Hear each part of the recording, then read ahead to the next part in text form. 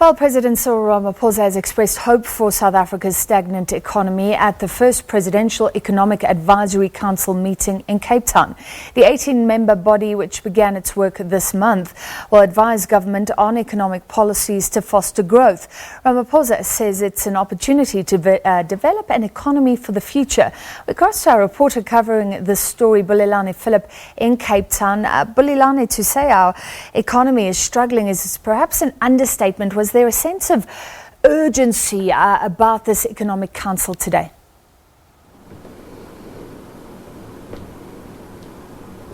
Well, good evening to you, Francis, and to the viewers. Of course, I think the convening of this Presidential Economic Advisory Council is precisely to respond to the challenges that are faced by our economy. Of course, we just escaped a technical recession in the second quarter, recording a growth of 3.1%. But of course, the president, what he is saying is that we need to find short-term solutions, we need to find medium-term solutions, and we need to find long-term solutions to ensure that our growth is sustained. The workforce, as well as ensuring that it fights unemployment, inequality, as well as poverty. Of course, the convening of this advisory council today, it's an inaugural meeting, so they did not have much of discussions that are going to bring short-term solutions. Safe to say that they've received a report from proposals of reforms to the economy by Finance Minister Tito Mboweni, as well as getting a report from the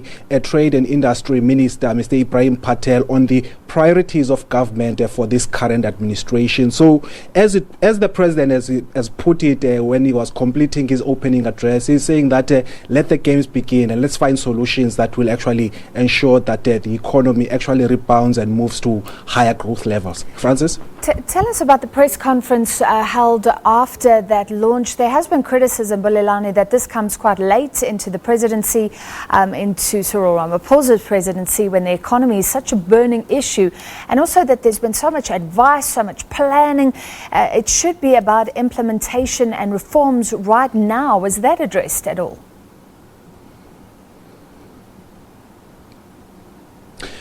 Well, Francis, I think you're quite correct in that, the issues of the economy are quite a crisis proportions, and therefore the implementation has been quite slow.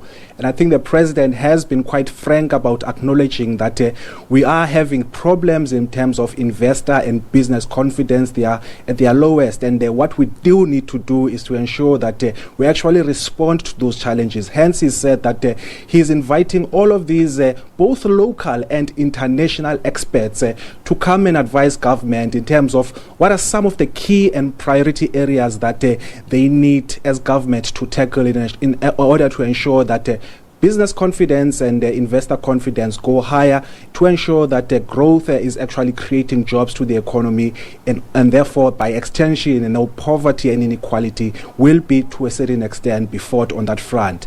But of course this is the beginning of a process that he says must respond to the challenges of the economy, and he's saying that in the long term they will be ensuring that these experts are actually bolstering the work that government is currently actually undertaking to ensure that it puts in place reform measures to actually boost the economy. Francis? All right, so tell us about the faces of this advisory body, some of the big names we may know about.